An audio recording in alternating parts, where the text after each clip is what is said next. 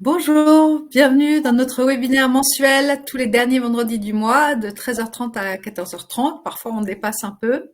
1 heure d'action pour l'éducation. Aujourd'hui, Lucie et moi, sans Jules, Najwa, Catherine, mais qui sont présents par le cœur, nous accueillons Benjamin Gentil de la Fabrique des communs pédagogiques. Alors, la première question de Benjamin, c'est: j'ai envie de rencontrer les personnes qui sont là, qui sont avec vous.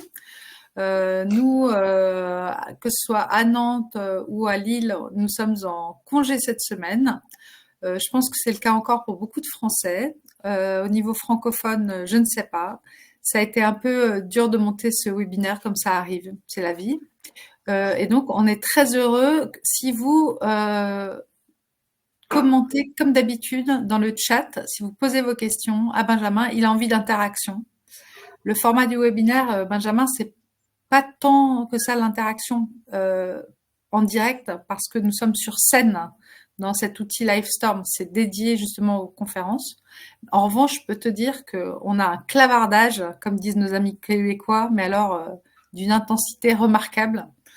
Et d'ailleurs, on pense utiliser tous nos anciens commentaires et chats pour permettre avec de l'intelligence artificielle, de mettre de l'ordre dans l'ensemble des sources qui ont été citées depuis 2020.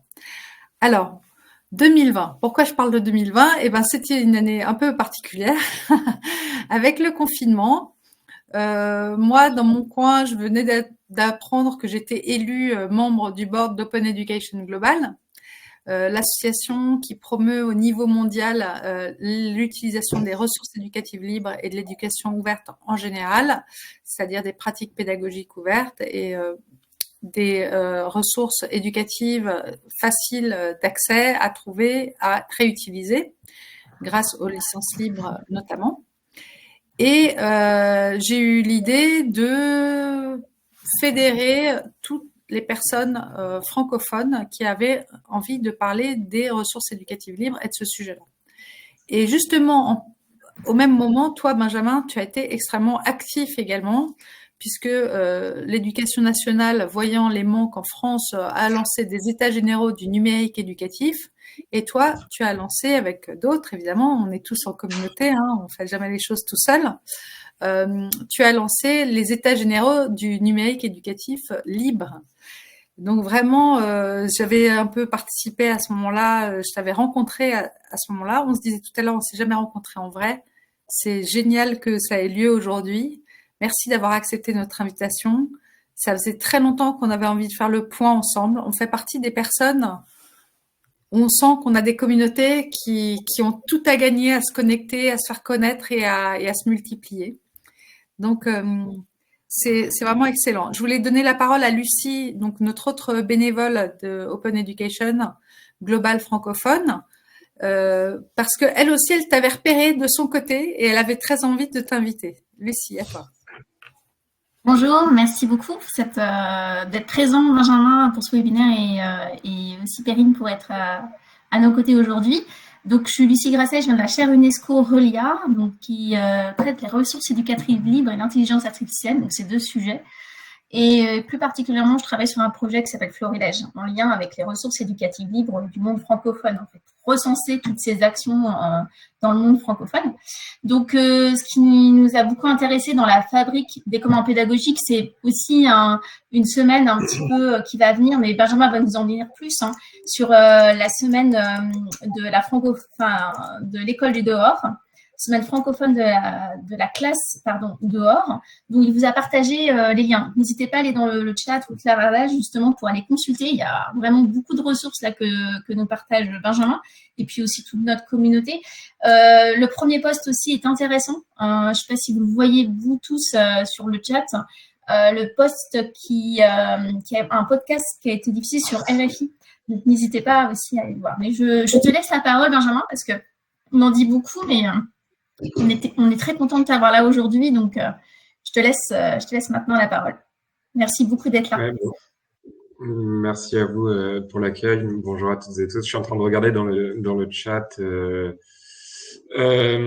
qui est là pour mieux cerner les attentes et parce qu'il y a plein de moyens de raconter ça, mais effectivement, je vais peut-être choisir un point d'entrée qui est celui des ressources éducatives libres et de la francophonie. Les ressources éducatives libres amènent naturellement vers la question de la francophonie, parce qu'à partir du moment où on crée des plateformes numériques accessibles à toutes et tous, sans barrière, si ce n'est celle de la langue, avant de penser de traduction, pensons à comment on fait pour partager et augmenter la qualité de nos ressources entre différents pays. Et ça, je vais tout faire à l'envers aujourd'hui. Ça, en fait, c'est un des motifs qui nous a conduit à organiser la semaine francophone de la classe dehors, qui pour la deuxième édition se déroulera du 20 au 27 mai 2024, donc d'ici un mois, partout dans le monde francophone, en fait, dans 25 pays. On invite pendant une semaine tous les enseignants de la maternelle à l'université.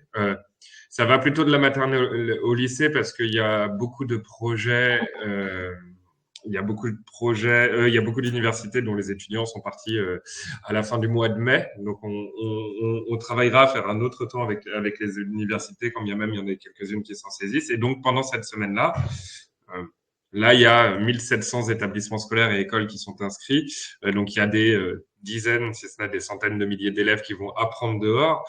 Mais ce qu'on demande aux enseignants qui se sont inscrits et qui vont participer, et si on a 10% d'enseignants qui le font, c'est déjà fantastique, c'est de prendre 10 minutes pour partager une ressource pédagogique liée à une activité qu'ils auront fait cette semaine-là dehors.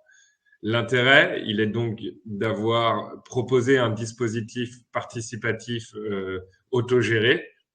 C'est pas moi ni les membres de la Fabrique des communs pédagogiques qui allons aller dehors à Poznań ou aller dehors à Montréal. Hein, c'est vous qui allez sortir avec vos élèves. Mais nous, par contre, on essaye de créer les conditions au niveau francophone pour que ça se produise dans les meilleures conditions, que vous ayez envie de le faire parce que c'est sympa, que ça puisse soit le moment d'embarquer des collègues, que vous ayez une affiche, que vos hiérarchies elles soient pour, que les mairies mettent à disposition des terrains, on va vous mettre à disposition des ressources, on va partager, on va faire un concours photo, bref. On essaye autant d'un point de vue légal que d'un point de vue convivial de faciliter le passage à l'action de ceux qui veulent au niveau francophone. Et la seule contrepartie qu'on demande, et on n'a aucune relation contractuelle avec personne et on n'exige rien, mais on demande aux communautés qui sortent d'enseignants donc de prendre 10 minutes pour partager une pratique pédagogique sur un wiki, YesWiki, qui est le wiki classe dehors. Et donc, on va essayer de constituer un corpus de ressources éducatives libres de droit pour pratiquer le dehors en s'appuyant sur une dynamique francophone événementielle. Voilà. Et ça, c'est peut-être une singularité des modes d'action de la Fabrique des communs pédagogiques, donc qui est l'association dont je suis membre et qui porte cette semaine francophone de la classe dehors, de beaucoup investir sur les communautés en temps, en argent, en énergie, pour les mettre en condition ensuite, et seulement ensuite, dans un second temps, de co-créer ensemble des ressources. Et ça, c'est peut-être un pivot qui est extrêmement différent par rapport à la plupart des acteurs, que ce soit associatifs, de marché ou même au sein de l'institution éducation nationale, où on se focalise d'abord sur les ressources, puis sur leur dissémination et leur appropriation. Nous, on met d'abord beaucoup d'énergie sur les communautés.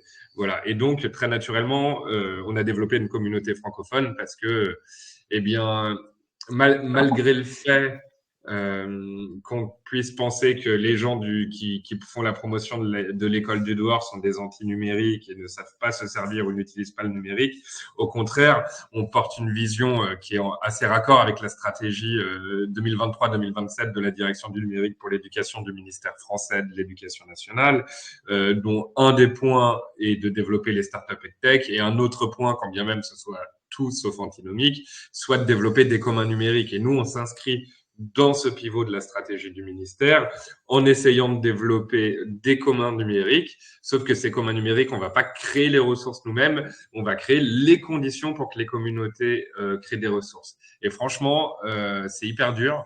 Il nous a fallu 4 ans, en toute modestie. Si vous allez regarder là, le Wikiclass dehors, il y a quoi? Alors, il commence à y avoir beaucoup de ressources que on a curé et indexé nous-mêmes, donc il y a une vingtaine de contributeurs clés, mais le mythe de la communauté qui va polliniser spontanément et créer des ressources partagées, on n'y croit pas. Et donc, c'est la raison pour laquelle on investit beaucoup sur les communautés pour créer ces conditions-là. Et là, c'est seulement après 4 ans de travail où on va passer, là, il y a peut-être 120 ressources partagées par des personnes spontanément, ça devrait beaucoup augmenter d'un coup parce qu'on a organisé pour la deuxième année, et cette fois, ça a beaucoup pris, un événement qui se passe partout, dans la réalité, près de chez vous, qui vous met en action avec des gens bien réels. Et c'est seulement après avoir vécu ce moment qu'on va vous demander de contribuer. Voilà. Et c'est un peu pour ça, je crois, que Lucie m'avait sollicité parce que ce dispositif participatif, la semaine francophone de la classe dehors, au même titre qu'il y a une semaine fête des sciences, qu'il y a une fête des voisins, c'est un moment, et on y croit beaucoup, qui va permettre de contribuer à des communs numériques et de faire émerger des ressources éducatives libres. Et là, peut-être se cache un discours un peu singulier, parce que finalement, pour faire émerger des pratiques numériques coopératives, faire émerger des ressources communes, on mène des actions auprès des enseignants dans les écoles en les invitant à sortir dehors. Voilà, je ne sais pas si à ce stade-là, il y a des questions. C'était une première mise en introduction très générale, mais qui permet d'expliciter un peu notre positionnement. Déjà, le fait de dire non, les images ne se passent pas tout seul, je trouve ça tellement important. Il faut toujours quand même un passage à l'action, comme tu en parles, et c'est vrai que rencontrer les gens en vrai, et surtout à côté de chez soi, mais quoi de mieux pour se dire, je me mets en mouvement, en fait. C'est vraiment toute une attitude constructive, et surtout dans notre époque. Donc, je sais pas, déjà bravo. Alors, je voulais juste te dire que dans le chat, les personnes se sont présentées. Donc, on a un grand fidèle et génial Alexandre Inkerly, qui est de Tiohtià:ke, c'est-à-dire Montréal. Olivier Perlot de l'INSPERINS. Tu vois aussi donc des personnes qui sont... Attends, je cherche en même temps que toi, je pense que tu les vois en même temps. Enseignante à Poznan en Pologne. Lauriane, qui est chef de projet Tech Inokofu, une super start-up qu'on a déjà reçue sur l'intelligence, qui travaille sur les moteurs de recherche de ressources éducatives libres, mais aussi désormais la personnalisation des apprentissages, je pense grâce à l'intelligence artificielle aussi. Enseignante au Sale Université Badj Mokhtar Annaba pour Imen Harari. Voilà, un petit aperçu. Tout le monde n'a pas dit d'où il venait, mais continuez à vous présenter. Ça permet à Benjamin de se rendre compte. Tu vois, c'est très varié, Benjamin. Et je pense que tout le monde a juste envie d'entendre ce qui se passe en ce moment ou comment contribuer. Tu as mis tous les liens dans le chat. Ouais, je suis en train de regarder. Là, c'est sur la semaine francophone de la classe dehors, pour rester là-dessus. D'abord, les pratiques pédagogiques qui vont y prendre corps, on ne les maîtrise pas. C'est ça qui est génial, en fait, c'est qu'il y a une liberté pédagogique des enseignants, à cette question du dehors étant tellement large. Il existe une infinité de manières de s'en saisir. De ceux qui vont faire une course d'orientation avec une fausse flamme olympique, à ceux qui vont aller faire de la lecture dehors, ceux qui sont déjà des chevronnés de la classe dehors, qui font ça toutes les semaines et qui là exceptionnellement vont aller plus loin, faire des observations dans des zones humides. Il y en a qui vont juste aller faire des mathématiques dans la cour de récréation. Il y en a, je pense à Montpellier, c'est assez rigolo, où il va y avoir plein de parcours thématiques où des élèves vont rencontrer d'autres élèves, d'autres disciplines, d'autres niveaux pour se raconter des devoirs qui les ont marqués, se raconter les difficultés du passage en 6e, se raconter le harcèlement et la violence scolaire. Il y en a d'autres qui vont s'en servir pour apprendre des langues étrangères. Donc voilà, on observe, enfin, franchement, le tableau de données des inscrits à la semaine francophone de la classe de Or, c'est un truc assez génial à observer parce que les enseignants prennent le temps de nous raconter ce qu'ils vont faire et où ils vont le faire. Et, euh, et c'est aussi pour ça qu'on organise un concours photo. En fait, c'est que il y a le lycée français de Baragne, il y a le lycée français de Taïwan, il y a des établissements en Uruguay, en Argentine, à Buenos Aires, il y en a aux États-Unis, il y en a bien sûr au Canada, il y en a au Cameroun et au Sénégal. Et donc, on va avoir une diversité de paysages et de milieux qui, je crois, permet de vivre la différence fondamentale entre la salle de classe et la classe hors les murs. C'est que la salle de classe, on peut avoir la même partout dans le monde. C'est-à-dire, on a des murs, du béton, une lampe, des chaises, des tables, et des feuilles et des stylos. Et c'est important parfois d'avoir des chaises, des tables, des feuilles et des stylos, de réviser, d'apprendre, d'écrire. Et puis il y a un dehors, et un dehors là, cette fois qui est infini, en fait, qui est un livre, qui est un manuel scolaire qui est sans fin. Et c'est ça qu'on va essayer de démontrer à travers cette semaine francophone. Et en fait, là, quand je vois les les personnes qui sont présentes, en fait, ça me donne envie de savoir c'est quoi vos dehors à vous, en fait, de là où vous êtes, comment ça résonne chez vous et à quelle pratique vous associerez ça. Parce que je vois qu'on a des collègues en Algérie, qu'on a des collègues en France, qu'on a des collègues à Montréal. Perrine, tout à l'heure. En Sierra Leone, tu vois, à l'instant, en Sierra Leone et en Guinée aussi. Alors peut-être là-bas, justement, ce qui est intéressant, c'est que peut-être il y a souvent classe dehors, parce qu'il n'y a pas toujours les murs, et c'est différent. Donc il y a peut-être aussi des idées à prendre. Tout à fait. N'hésitez pas, vous pouvez demander aussi à prendre la parole. Si vous avez envie de prendre la parole, on peut vous faire monter sur scène. Vous inviter à monter sur scène. Donc, comme Benjamin a très envie de vous entendre, Mamadou Barry, par exemple.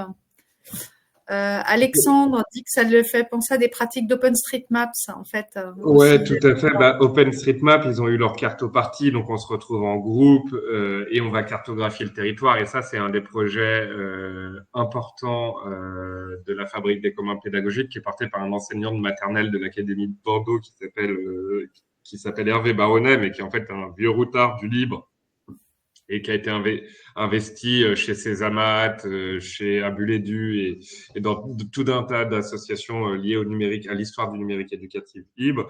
Et c'est un peu une rencontre baladepédagogique.org entre, c'est hyper caricatural ce que je vais dire, c'est un peu une rencontre entre OpenStreetMap et Wikipédia et on transforme le territoire en quiz. On a testé ça à Poitiers lors des rencontres internationales de la classe dehors et là on commence tout doucement à dupliquer ça, mais c'est plus qu'une histoire technique, parce que des solutions techniques existent, c'est une histoire de communauté et de pédagogie. On crée des balades thématiques dans les murs, dans les villes, ce qui permet d'avoir une balade mathématique, une balade naturaliste, une balade architecturale, une balade sur les noms marrants des rues, et de pouvoir avoir une démarche de réappropriation d'un territoire et d'apprentissage de son milieu par une mise en mouvement du corps et aussi en apprenant à poser des regards nouveaux sur les choses. Voilà.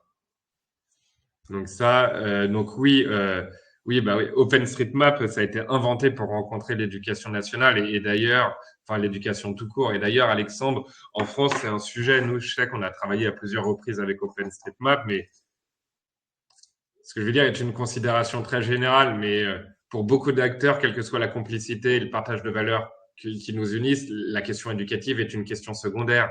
Et en fait, la question éducative, elle n'est pas majeure chez OpenStreetMap, mais elle est globalement la question éducative, elle n'est pas majeure. Et c'est un truc qu'on rencontre avec la FAPEDA et sur lequel on travaille beaucoup et qui est super intéressant pour nous comme perspective, c'est que l'éducation n'était pas un sujet majeur jusqu'il y a quelques années. dans l'agence de la biodiversité, dans l'agence de la transition écologique. Enfin, tout acteur qui n'a pas la mission éducation en son cœur et qui devrait pourtant avoir un rôle majeur à jouer, n'intervient pas forcément tel que nous, en tant que fabrique des communs pédagogiques, on pourrait l'attendre. Et donc, au fil de l'eau, on met en place des dispositifs qui nous permettent de les réactiver. Et on croit beaucoup que ces balades pédagogiques vont permettre de faire lien avec toutes les communautés OpenStreetMap et tout ce qui se développe d'extraordinaire autour de ces communautés depuis 20 ans.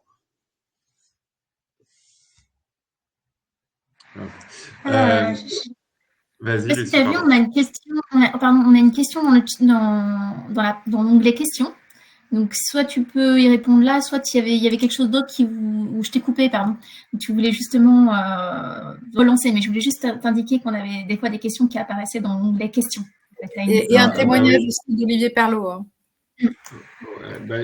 Oui, alors j'ai pas vu les questions, donc je vais rebondir juste sur Olivier Perlot.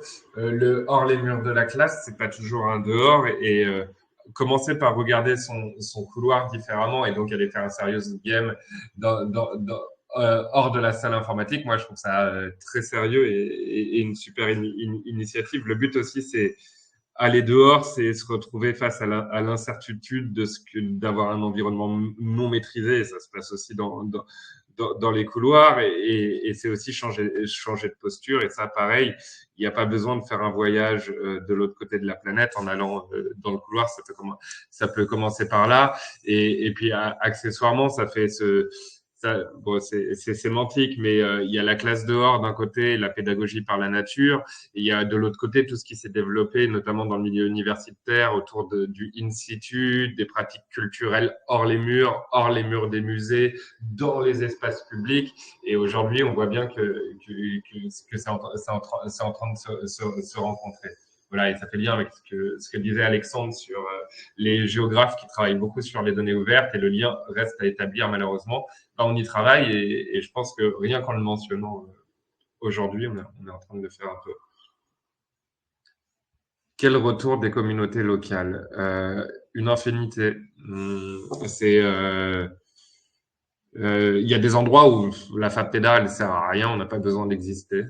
Ça fait 15 ans qu'ils font ça, et circuler, il n'y a rien à voir. Les assos travaillent avec l'école, qui travaillent avec la mairie, et tout va bien. Et puis, il y a des terrains où c'est plus difficile, où la mairie était contre, l'inspecteur était pas favorable, les enseignants n'en avaient pas envie, il n'y avait pas d'association partenaire.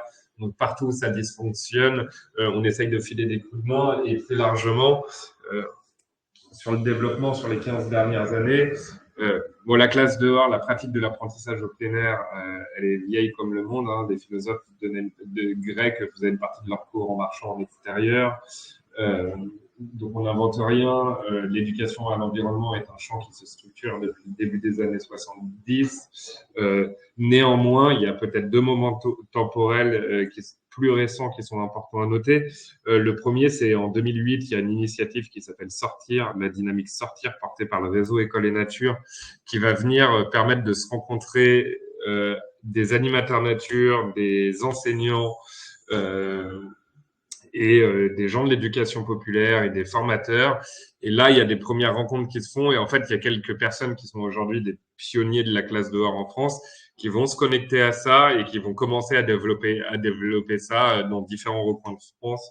Je pense notamment à Christelle Ferjou dans les Deux-Sèvres, qui avait été à des rencontres Sortir, il me semble, en 2011, et qui s'était mis à faire classe dehors en 2013. Et là, on est 11 ans plus tard, et elle a formé des centaines d'enseignants, et elle est aujourd'hui conseillère pédagogique dans les Deux-Sèvres au sein du rectorat de Poitiers.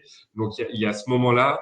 Et puis, il y a le Covid en 2020. Donc, effectivement, on a commencé, et Perrine, tu faisais mention des états généraux du numérique libre et des communs pédagogiques. D'abord, avant d'avoir fait des états généraux du numérique libre et des communs pédagogiques, on a fait 20 propositions sur la plateforme. On a structuré et permis d'agglomérer une vingtaine de propositions en faveur du libre et des communs dans l'éducation, qu'on a remis sur la plateforme de la DNE. Et on a notre part de contribution dans le fait que les communs numériques soient devenus peu à peu une priorité, en tout cas annoncée du ministère et de la DNE, mais à ce moment-là, il y a aussi derrière moi, il y a Moïna Fauchier de la Vigne qui en 2020 écrit une tribune euh, qui dit bon, c'est sympa le protocole sanitaire, les masques et 1,50 m dans les classes, mais venez, on va voir dehors comment on fait, quoi, et comment ça se passe. Et en fait, ça cristallise un vécu, cette tribune cristallise le vécu d'un grand nombre d'enseignantes et d'enseignants et vient nommer, pointer une envie qui a été, franchement, on a été enfermés chez nous avec nos enfants et nos conjoints, conjointes et familles et pas toujours dans beaucoup de mètres carrés et dans de bonnes conditions. Bizarrement, après, on avait envie d'aller dehors et c'était aussi bien une question de santé physique et de remettre son corps en mouvement que de santé mentale parce qu'en fait, on est tout fait dedans. Et donc là, depuis 2020, il y a une accélération qui est exponentielle du phénomène qui fait qu'on a 1700 écoles inscrites, dont 1500 en France et 200 dans les 25 autres pays. Et ça, c'est lié, c'est pour répondre à votre question, c'est lié à la rencontre entre à la fois une volonté des enseignants, un moment historique aussi de montée de la conscience écologique, de délabrement de la santé physique des enfants et globalement des Français avec des risques de comorbidité liés à de la sédentarité qui sont pointés tous les jours par les autorités sanitaires.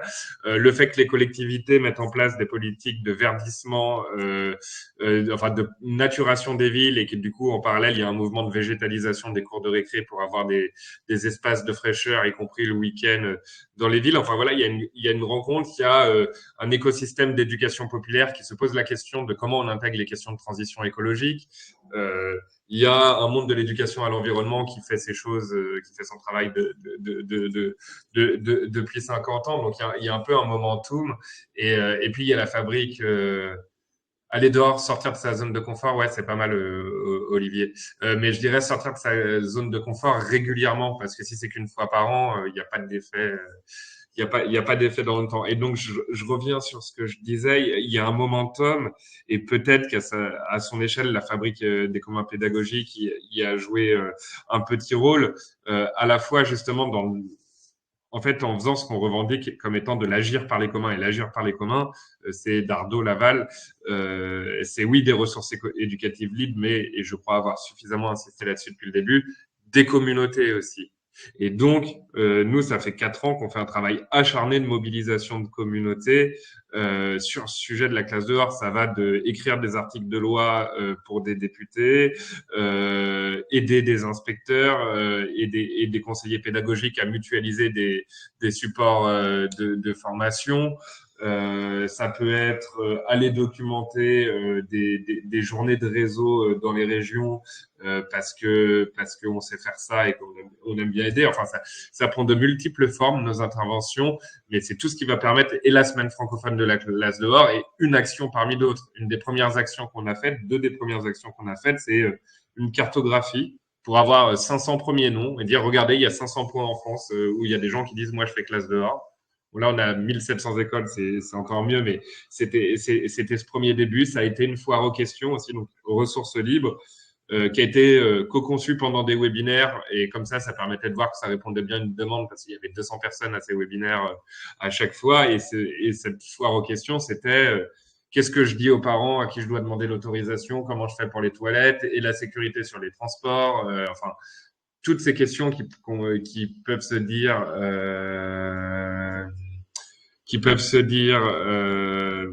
j'ai été coupé en regardant le chat et je vous prie de m'en excuser. J'ai perdu mon point, mais tout ça pour vous dire que aujourd'hui, 4 ans plus tard, on a une politique publique qui est en émergence. Plus personne ne vous dira qu'apprendre dehors est une martingale de quelques illuminés ou de gens qui ont, et c'était le cas au début, qui sont hyper militants, qui ont un pied dans l'éduc à l'environnement ou dans l'éduc pop. Aujourd'hui, c'est quelque chose qui a tendance, qui va vers la généralisation. Mais pour une généralisation, ça veut dire des communautés locales, et je conclurai ma réponse là-dessus, pleinement mobilisées, parce que la formation, elle se fait en étant appuyée par par le tissu associatif d'éducation à l'environnement et d'éducation populaire de son territoire, qui a 2-3 pratiques à partager sur l'apprentissage en plein air. Ça se fait de concert avec les services académiques. Et il y a des besoins de formation parce que faire des maths dehors une demi-journée par semaine, c'est pas évident et il faut former des enseignants. Et puis, enfin, il y a une responsabilité colossale aussi qui pèse sur les collectivités parce que, et je parlerai que pour la France, mais en France, on parle de 12 millions d'élèves à remettre dehors dans l'espace public une demi-journée par semaine. Ça vient bouleverser totalement la manière dont on pense l'aménagement de nos villes et de nos territoires en réalité. Voilà. Et il y a un penseur, et je finirai par ça avant de reprendre le fil de votre question. Il y a un psychologue italien qui s'appelle Francesco Tonucci qui a travaillé sur ce qu'il a appelé la ville des enfants. C'est un ouvrage que je vous recommande.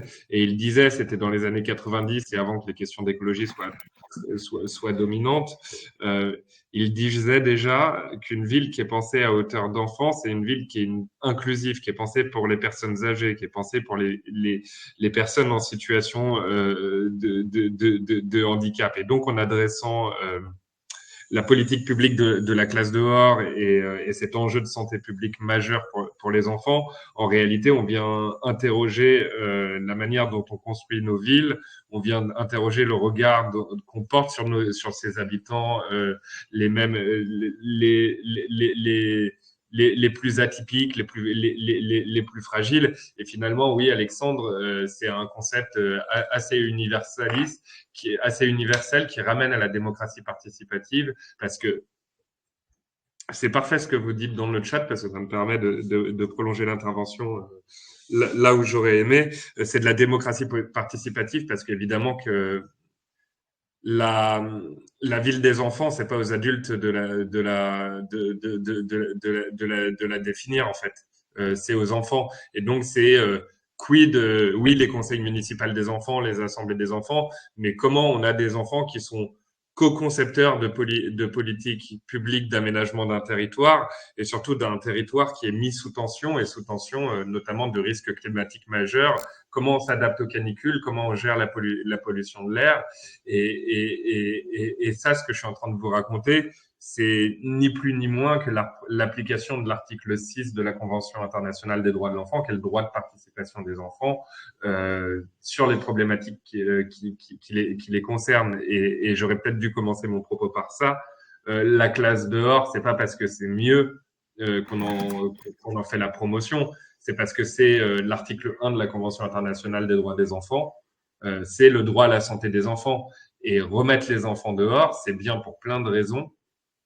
Ça nécessite, c'est pas simple, contrairement à ce qu'on pourrait penser. Il faut vraiment le prendre en considération, mais c'est pas un mieux, c'est une nécessité.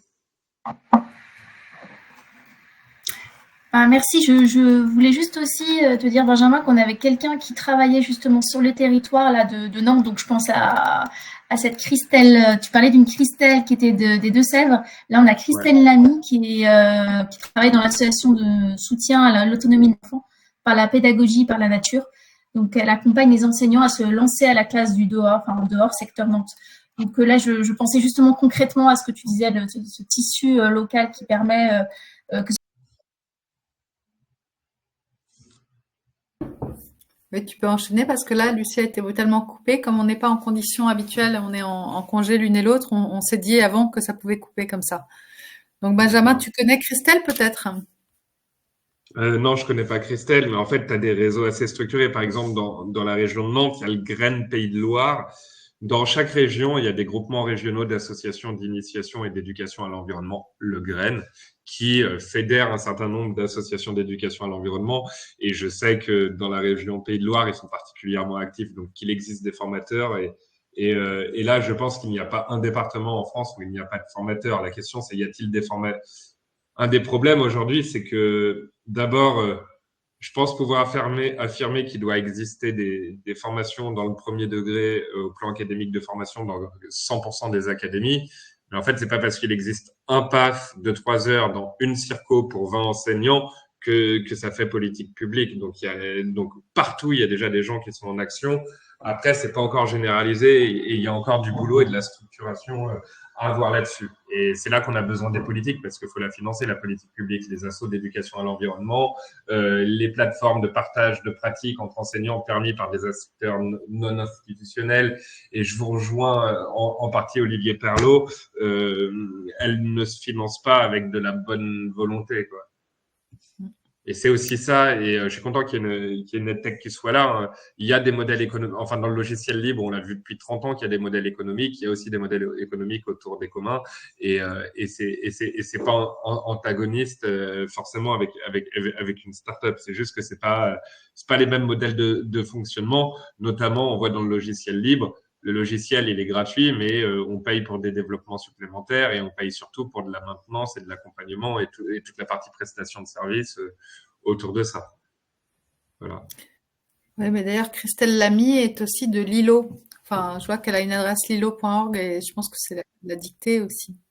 J'ai invité Christelle à nous rejoindre si elle voulait. N'hésitez pas aussi à vous manifester.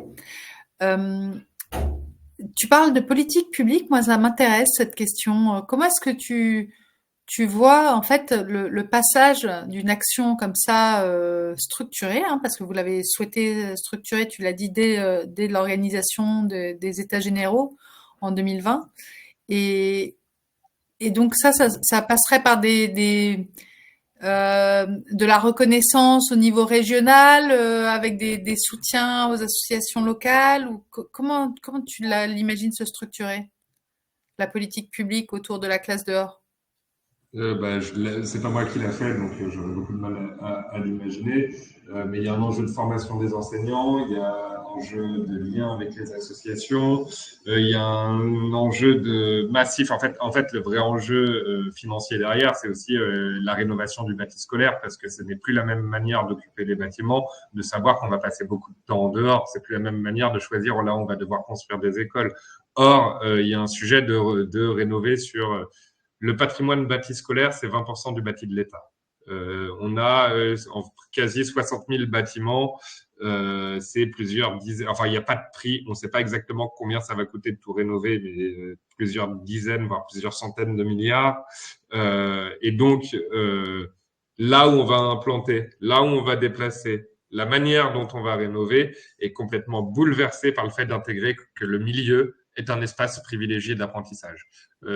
Donc, si tu veux que je te réponde sincèrement, mais là, on est à milieu de la réalité. La question du dehors, en termes de politique publique, aujourd'hui, moi, si j'étais politicien, je ne la poserais pas. Enfin, ça y est, c'est fait, en fait. Et là, il faut qu'ils fassent leur travail. Ça va prendre quelques années, mais les parlementaires vont parlementer, les hauts fonctionnaires vont haut fonctionner. Et en fait, le mouvement de terrain est tellement fort, les collectivités sont tellement engagées que je pense qu'il n'y a pas, et c'est tellement une évidence sanitaire et légale qu'il n'y a pas de retour en arrière et les enfants vont aller apprendre davantage dehors dans les prochaines années. Ça mettra 3 ans, 5 ans, 10 ans, 15 ans, mais ça va se faire et c'est trop tard et c'est tant mieux. Par contre, là où moi, aujourd'hui, je me poserais la question de la politique publique, c'est à 2 endroits. C'est l'impact de cette modification majeure du fonctionnement du système éducatif sur la question du bâti scolaire, qui est là une question budgétaire colossale pour l'État et qui dépasse les enjeux d'éducation et de bien-être. C'est des grands équilibres économiques. Donc, j'irai poser la question là. Et j'irai poser la question aussi du côté du ministère de la Transition écologique et sous le prisme que j'évoquais doucement tout à l'heure de la Convention internationale des droits de l'enfant. En gros, c'est dire, dans le cadre du réchauffement climatique, comment on fait pour continuer à respecter la Convention internationale des droits de l'homme et des droits de l'enfant. La classe dehors, tu l'as mentionné très rapidement, Péril, tout à l'heure, dans des univers contraints. Et effectivement, on avait travaillé un moment avec le Niger sur la classe hors les murs et la classe dehors subie, sur comment on peut apprendre. Il y a aussi cet enjeu du dehors comme étant une solution. La Croix-Rouge a sorti un plaidoyer là dans les derniers jours sur les gestes de secours face aux crises écologiques majeures qu'on va vivre. Malheureusement, je peux parler au présent, mais qu'on va vivre dans les prochaines décennies. Et ben, le dehors est une solution. Enfin, en fait, on va devoir évacuer des écoles. Il faisait 39 degrés dans des écoles à Bourges au mois de septembre. Elles ont été construites orientées plein sud. Il n'y a pas de rideau. Les élèves, ils crevaient à l'intérieur. Donc, on a été dehors. Et ben, ça, pour moi, il y a un enjeu d'adresser ça du point de vue de la politique publique. Voilà, donc c'est un peu les deux endroits où j'aimerais bien regarder. Moi, il y a deux choses qui me frappent. J'ai une amie là qui est en train de créer justement sa propre organisation, enfin de réfléchir à tout ça, sur se remettre en mouvement en tant qu'adulte et quels sont les freins qui nous ont finalement arrêtés et on ne bouge plus assez. On voit tous, on subit la sédentarité, on n'y arrive plus, on a du mal à se remettre dans l'effort. Hein. C'est pour ça que je ne dis pas les mots non plus par hasard dans le clavardage, c'est une habitude à prendre. Tu l'as dit, c'est pas juste sortir une fois. C'est pas, non, c'est quelque chose à pratiquer. Souvent, au début, c'est difficile, et puis après, on n'arrive plus à s'en passer. Donc, ça me fait penser, en termes de politique publique, quand même, à ce qui s'appelle l'éducation physique et sportive. Ça vient en deuxième. C'est l'éducation physique. En fait, c'est ressortir, c'est remarcher, c'est voilà. Et aussi, ça me fait toujours penser à la botanique qu'on apprend très peu en France. Est-ce que tu as des pratiques qui consistent aujourd'hui parmi les enseignants à se reconnecter C'est les aussi avec premiers dans le second. voilà, et les C'est pierres? c'est les premiers, la SVT, dans le secondaire, à aller dehors. Enfin, là, j'étais à Drancy, au Collège Liberté, il y a quelques semaines. La prof de SVT, enfin, une des enseignantes de SVT de l'établissement, elle fait toutes ses séances. Elle fait pas des demi-journées, elle a des séances de 1 heure et elle fait un quart d'heure, 10 minutes en classe où elle explique les consignes. Ils partent dehors dans la cour de récré avec des espaces aménagés pour faire des observations et travailler, et ils remontent dans les 10 dernières minutes pour capitaliser, enfin pour faire un petit bilan et prendre les devoirs. Donc oui, les sciences naturelles, c'est quelque chose de. On a eu une communication au colloque des rencontres internationales de la classe dehors de 2023 à Poitiers qui était en gros. Vous êtes démarrant avec vos histoires de classe dehors, c'est l'histoire même, c'est le principe même des sciences du vivant et des sciences naturelles. C'était évidemment un titre un peu provoque, mais qui résonne forcément. Donc, évidemment, que c'est développé là-bas. Et puis, pour répondre, Alexandre, il y a un truc sur l'herbe est toujours plus verte chez le voisin. Donc, vous trouvez que le Canada n'est pas assez avancé. Moi, je trouve que le Canada est beaucoup trop est beaucoup trop avancé. Il faut savoir qu'au niveau de Montréal, il y a eu une politique publique déjà, et qu'en fait, cette politique publique, comment elle est rentrée dans le ministère? Elle est rentrée par le sport, évidemment, et par la mise en. C'est le bureau en charge du sport qui a fait rentrer la problématique de l'apprentissage au plein air dans le ministère, qui a donné lieu au financement d'une action associative, qui a d'ailleurs créé des ressources libres de droit. Donc, il y a eu toute une politique publique autour de ces enjeux de santé. Et je dirais, Perrine, le sujet est tellement multiple et de santé, de mise en mouvement et de sport. En fait, il y a tellement d'entrées dans la classe dehors qu'effectivement, on ne peut pas sortir tous les endroits, tous les arguments partout. Mais le Jean-Michel Blanquer avait appelé toutes les écoles. Ça a été suivi par Pap Ndiaye, par Gabriel Attal, aujourd'hui par Nicole Belloubet, à ce qu'on fasse une demi-heure de sport par jour à l'école.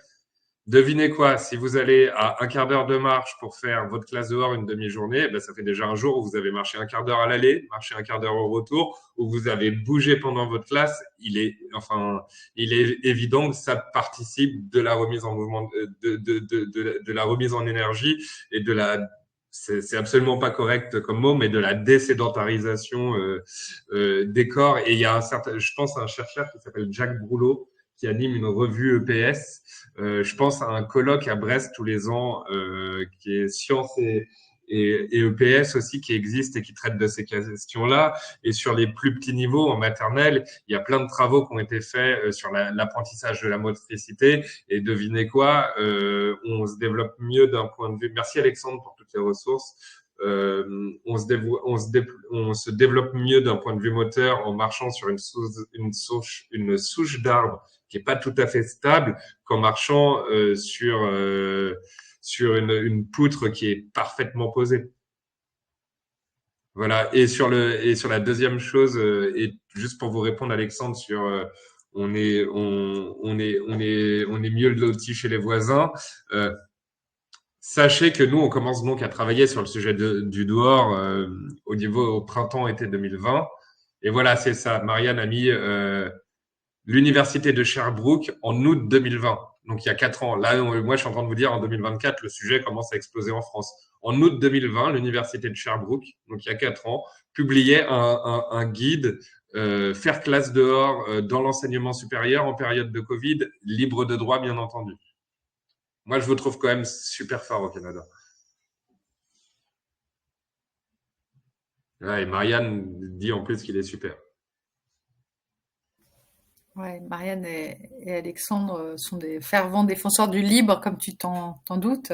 Et effectivement, il y a une stratégie en avance aussi sur la France depuis le mois d'août dernier que Catherine Lachaine nous avait présentée, une politique pour les ressources éducatives libres et l'open education au Canada. Et la conférence, la dernière conférence d'Open Education Global était à Edmonton au Canada et j'ai rencontré les personnes embauchées, tu vois.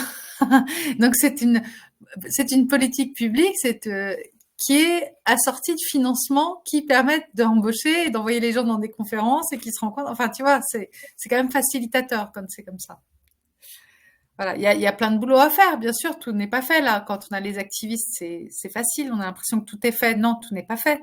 Mais avoir déjà le matériel pour le faire, pour guider les personnes, on le sait tous, c'est essentiel.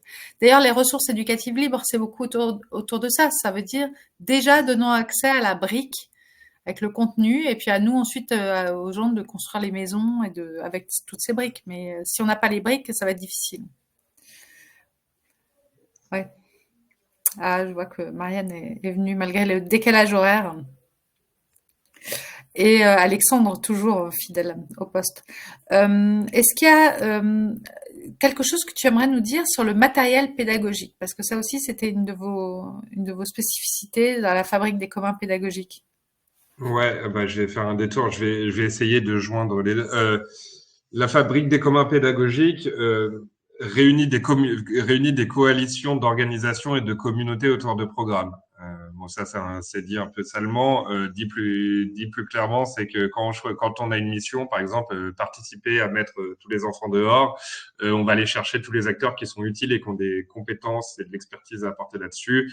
Et donc, on va chercher les assos pédagogiques, les assos d'éduc à l'environnement, d'éduc-pop, les labos de recherche, les collectivités, enfin, et puis des communautés de pratique avec des savoir-faire métiers très forts, des architectes, des designers, des développeurs informatiques, des ingénieurs, des artistes. Et notre spécificité, c'est de tenter, hein, pas de toujours réussir parce que c'est compliqué, mais de tenter de les faire bosser ensemble et de créer le bon cadre de coopération. Et donc, le truc qui nous rend plutôt très visible, c'est la classe dehors. Mais un sujet qui nous a préexisté et qui nous survivra, c'est celui effectivement de la fabrication de matériel pédagogique et en particulier de la fabrication de matériel pédagogique dans les Fab Labs par les éducateurs. Ça, c'est un projet de commun numérique francophone qui se développe à vitesse tranquille depuis 6 ou 7 ans. Il y a une version 2 de la plateforme qui devrait être finalisée dans les prochaines semaines. Encore une fois, on retrouve les principes de faciliter l'auto-organisation sur un territoire. On ne va pas faire à votre place un matériel pédagogique. À la fin, c'est toi qui prends ton imprimante 3D, ton marteau, tes fils et ton couteau et qui va le fabriquer. Par contre, nous, on va te proposer une plateforme en ligne qui s'appelle Fabrique Educ, donc celle qui est en cours de fabrication, qui permet de documenter et de partager des fiches de fabrication et d'usage de matériel pédagogique. Je viens de nous mettre le lien dans le chat. On va événementialiser ça, encore une fois, parce qu'on va proposer des semaines ou des mois, je fabrique mon matériel pédagogique, slash une ville, slash une région ou un département, et sur une temporalité bien identifiée. Encore une fois, on ne croit pas que les espaces contributifs ils vivent tout seuls. Il faut animer les communautés d'êtres humains derrière et pas seulement financer le développement de la plateforme, sinon votre plateforme elle sera vide.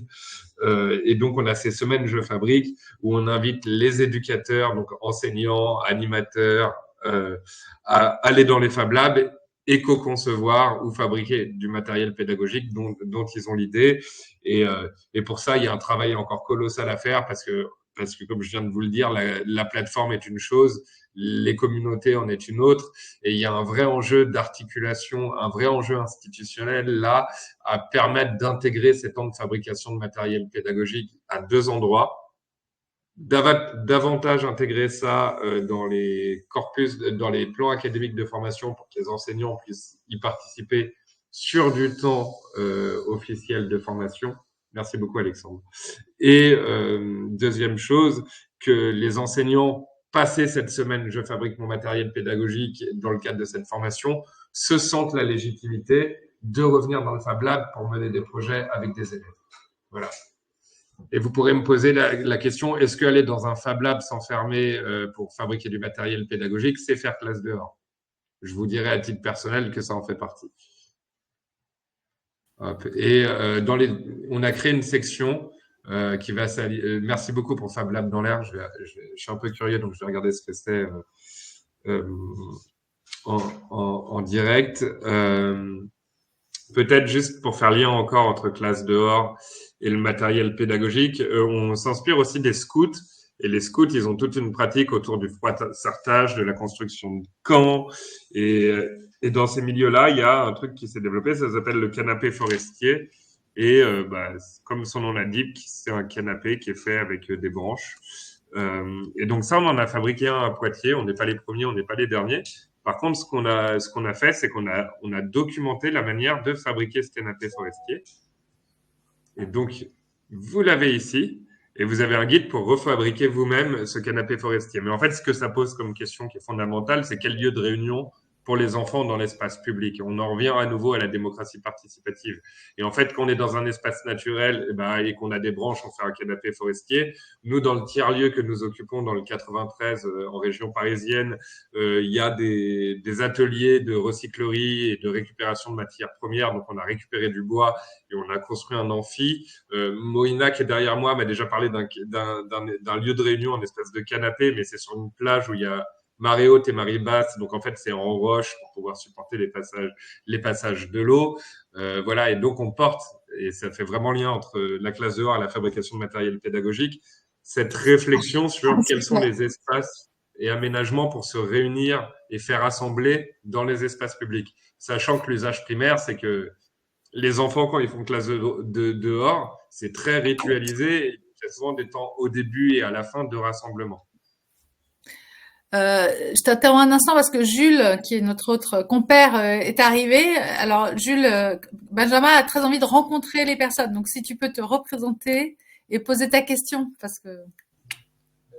Ok, merci Perrine. Moi, c'est Jules Tiak-Fambouin. Je suis enseignant de mathématiques et ingénieur techno-pédagogue. Et dans ce cas, j'interviens comme bénévole. Alors, j'aimerais savoir, est-ce que cette semaine-là, sur Je fabrique mon matériel pédagogique, est-ce que c'est une semaine ouverte à tout le monde, ceux qui sont en Afrique, ceux qui sont en Europe, ou alors c'est seulement restreint pour certaines personnes? Parce que la notion de Fab Lab, c'est vrai que, par exemple, chez nous ici au Cameroun, il y en a, mais c'est pas très répandu, quoi. Donc, j'aimerais savoir si, par exemple, il y a des personnes qui aimeraient participer à cette semaine-là, comment est-ce qu'ils devraient procéder? Ou alors, est-ce qu'il y a un lien pour s'inscrire? Comment ça doit se dérouler? Merci. Merci beaucoup et enchanté. J'ai connu 2-3 Fab Labs à Douala et Yaoundé. J'ai des copains qui ont travaillé. C'est du côté de l'AUF où il y en avait un, il me semble. Bon, d'abord, comme ça, je fais bien. On travaille là-dessus avec le réseau francophone des Fab Labs d'Afrique de l'Ouest. Et en fait, les dernières semaines, je fabrique, elles ont été organisées dans le cadre de Make Africa à Abidjan et à Lomé les 2 dernières années. On en a organisé aussi à Cotonou, au Blow Lab, donc au Bénin. Et ce que je peux vous dire, c'est la première chose, c'est d'abord on événementialise la possibilité de contribuer et de fabriquer du matériel pédagogique. Mais en fait, on fait une semaine francophone de la classe dehors, mais on dit aux enseignants, faites-le toutes les semaines. Donc d'abord, vous n'avez pas besoin de vous inscrire à un événement pour vous approprier la plateforme, l'utiliser, fabriquer le matériel qui est déjà disponible dessus, vous créer un compte et en ajouter aussi par vous-même. Vous n'avez pas besoin de notre autorisation, vous le faites vous-même, vraiment. Et c'est pour ça que j'insiste à chaque fois quand je présente, je dis à la fin, nous, on fait tout ce qu'on peut pour rendre ça facile, mais déjà, on peut pas tout. Et à la fin, on le fera pas à votre place. Donc déjà, si tu me dis, Jules, demain, tu as envie avec des collègues d'organiser une semaine, une après-midi de fabrication de matériel pédagogique autour de cet esprit-là, je serais très content de le savoir parce que je suis curieux. J'aimerais beaucoup que tu documentes sur la plateforme parce que c'est le jeu du commun. Mais ceci étant dit, tu ne me dois rien, je ne te dois rien, donc tu es libre. Ensuite, ta question, ce qu'elle pose aussi, c'est le niveau de maturité du projet. Et comme je l'ai dit, c'est un projet qui se développe tranquillement. Depuis la fabrique des communs pédagogiques, c'est 2020. Ce projet, il date de 2018. Et on arrive à avoir une première version, deuxième version à peu près solide de la plateforme de documentation. On est en train de travailler aux enjeux d'accessibilité. Là, en ce moment là-dessus. Et en fait, on a un sujet qui va prendre du temps en France, c'est de négocier avec les rectorats, d'inscrire les semaines Je Fabrique dans les plans académiques de formation. Donc, on en a pour des années à réussir à faire ça. Et ensuite, pour organiser, on l'avait fait en 2018, en 2020. Non, 2020. Ouais, 2020, on avait annulé à cause du Covid et ensuite on l'a refait en janvier 2021. On avait fait une semaine Je fabrique mon matériel pédagogique dans le monde entier, genre inscrivez-vous. Et il y avait genre 200 Fab Labs de 20 pays qui s'étaient inscrits. Et en fait, vu qu'il n'y avait pas de financement et que des bénévoles, on n'avait aucune capacité d'accompagnement supplémentaire possible. Donc, pour le moment, on ne le refait pas. Moi, je dirais que ça, on sera en capacité, comme on le fait pour la semaine francophone de la classe dehors, où là, on est en capacité, je ne sais pas comment, parce qu'on n'a pas de budget non plus, de porter, de répondre un minimum aux attentes. Là, sur Je Fabrique, je dirais que là, la plateforme, elle est opérationnelle et utilisable pour quiconque veut s'en saisir. On va organiser des semaines Je Fabrique là où on a des éléments moteurs et volontaires. Tu pourrais très bien en faire une et vous dire, bon, bah, les gars, moi, j'ai envie d'en faire une, mais je dirais, on est encore à des niveaux d'expérimentation pour savoir comment on travaille bien avec toi, comment tu as réussi à mobiliser l'université. Enfin, dire, en fait, c'est parce qu'on a expérimenté qu'aujourd'hui, c'est te dire, il faudrait que cette semaine soit inscrite au plan académique de formation, tu vois. Donc on en est encore là à expérimenter ici et là la partie événementielle. Et je dirais qu'il sera mature dans 5 ans ce projet, tu vois. Mais que dès maintenant, dès aujourd'hui, tu peux organiser une semaine, tu peux t'en inspirer, tu peux forquer aussi la plateforme. Enfin, tu sais comment ça fonctionne. D'accord. J'avais une autre question. Je ne sais pas si je peux. Alors, lorsque je suis l'explication, je me rends compte que quand vous expliquez, je fabrique matériel pédagogique, un accent est mis sur le milieu académique universitaire. J'aimerais savoir, est-ce qu'il y a un pan qui est prévu pour le milieu secondaire et primaire?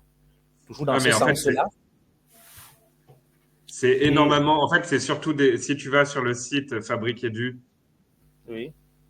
Et que tu regardes les projets, c'est surtout du matériel en fait pour le secondaire et pour le primaire. C'est fabriquer un glisse-nombre, fabriquer un petit robot, fabriquer un jeu d'apprentissage de la langue française. Je suis en train de regarder en direct. Je vais regarder un peu les derniers projets. Tu as un ballon stratosphérique. Tu vois, tu as plein d'expériences scientifiques. Tu as un banc musical, enfin, c'est plein de choses qui en réalité servent dès l'école élémentaire et secondaire.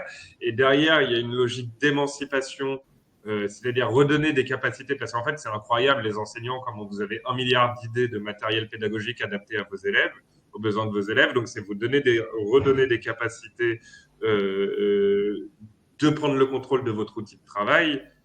Oui. Mais c'est aussi favoriser le développement de petites filières d'entrepreneurs parce qu'en fait, tu es dans ton Fab Lab à Cotonou.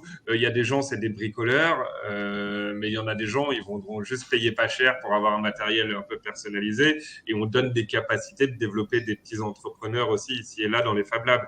Et donc là, si je regarde, tu as comment fabriquer un sablier, comment faire de la sérigraphie à la main, comment faire un petit bot traceur, une maquette des saisons, un dé d'activité en français, des dames chinoises, une clé de détermination, un jeu de mémoire des arbres, des balades mathématiques, un petit capteur de CO2 pour la classe, un jeu des phonèmes.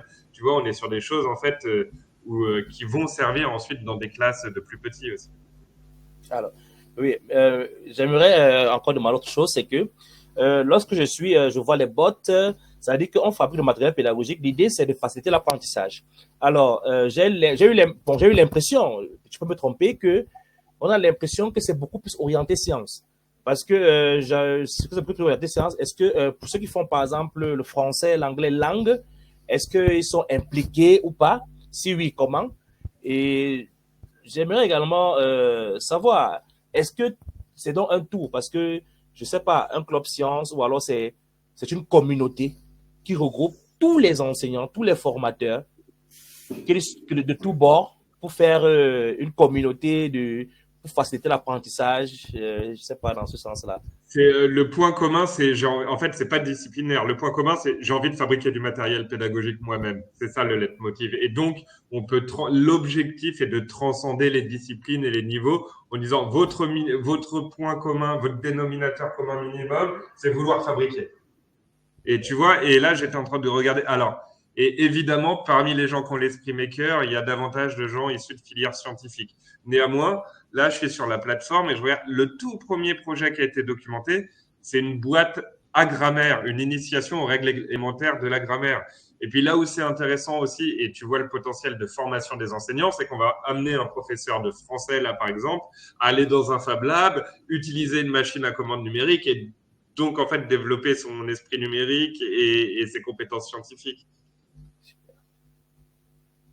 Et on vient de créer un groupe Facebook, on vient vraiment tout juste de le créer, parce que, comme je le disais, on le développe petit à petit, ce projet, et par étapes, donc ça va mettre des années et c'est très bien. Mais on vient de créer un groupe Facebook pour commencer à ce que les gens puissent se voir les uns les autres, parce qu'on a de quoi faire une infolettre, mais une infolettre, c'est passif, c'est descendant vers vous. Et donc là, on vient de créer ce groupe Facebook.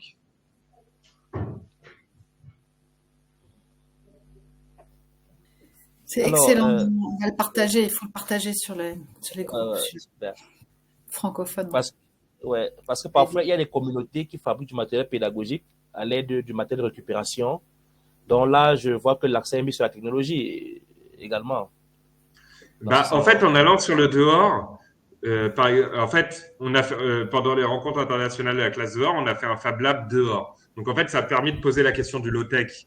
Et en fait, tu vois, quand je te dis c'est un projet sur le long terme, la perspective à 10 ans, c'est en fait que ça devienne une plateforme de matériel pédagogique low-tech pour être en accord avec l'économie qu'on doit développer demain, hein, tout simplement. Donc, tu as bien compris les enjeux à 10 ans du projet, quoi. Voilà, parfait. Je te laisse regarder un petit peu. Enfin, on va regarder les questions. Lucie, est-ce que tu as remarqué quelque chose dans les questions? Parce qu'on avait dit 1 heure aujourd'hui, comme c'est un peu spécial. Et voilà, on y arrive déjà. Alors, Alexandre, c'est notre trésor public. Dans les biens communs, il y a des trésors. Bon, Alexandre en fait partie. Au Mali, les forgerons sont gardiens des savoirs, y compris dans le surnaturel. La justice épistémique passe aussi par là. Non, bien sûr, tu n'es pas un trésor. Donc, il y a beaucoup de commentaires. Parmi les questions, est-ce que tu les avais toutes vues? Jules, justement, je lui ai fait poser sa question lui-même. Olivier Perlot, les enseignants partagent beaucoup leurs pratiques en dehors du système d'information institutionnalisé de l'éducation nationale sur les blogs, les réseaux sociaux. Viaduc est un crash industriel. Je ne sais pas ce que c'est. Viaduc. Je connais les réseaux.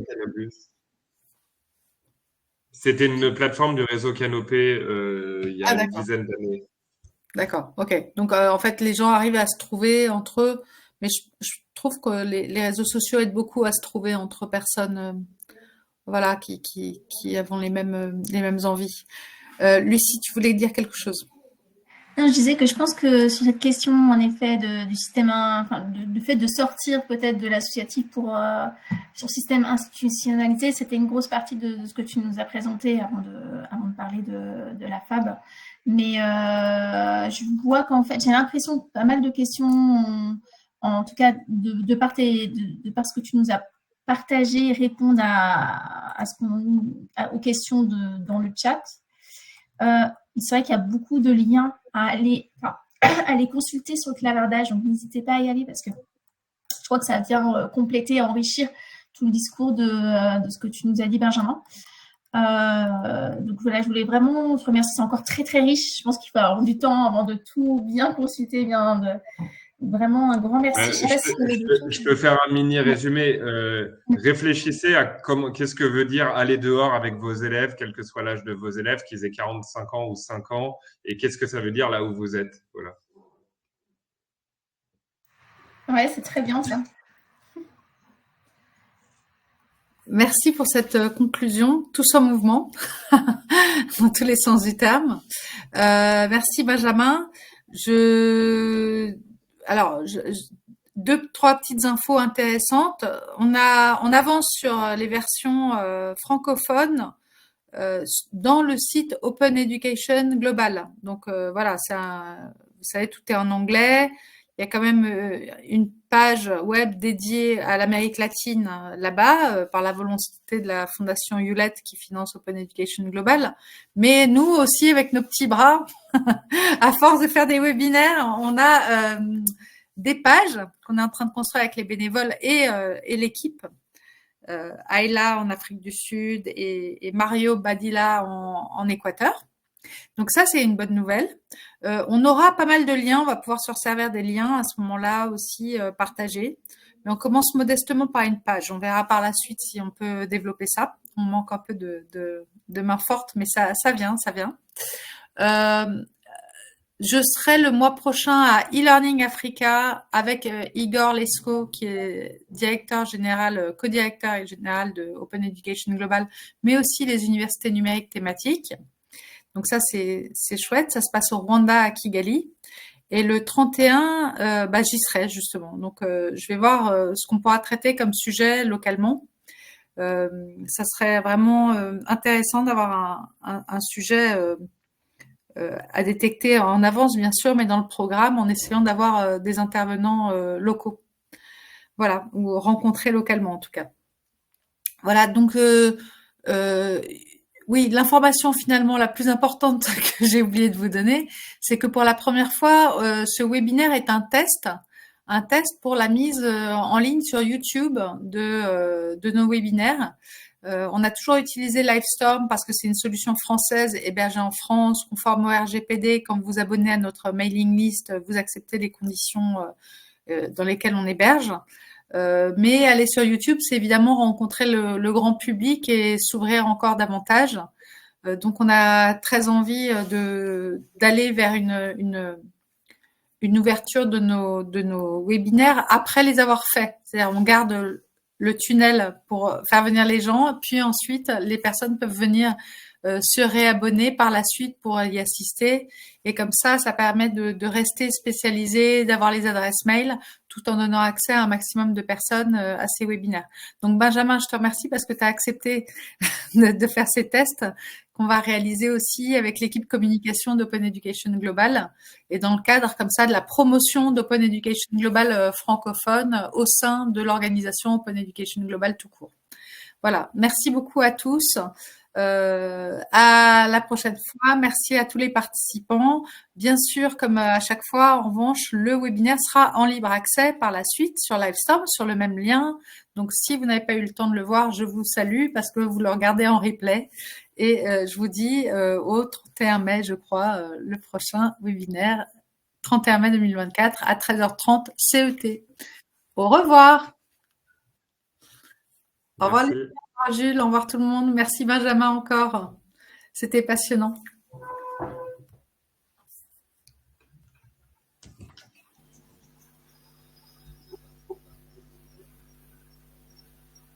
Super.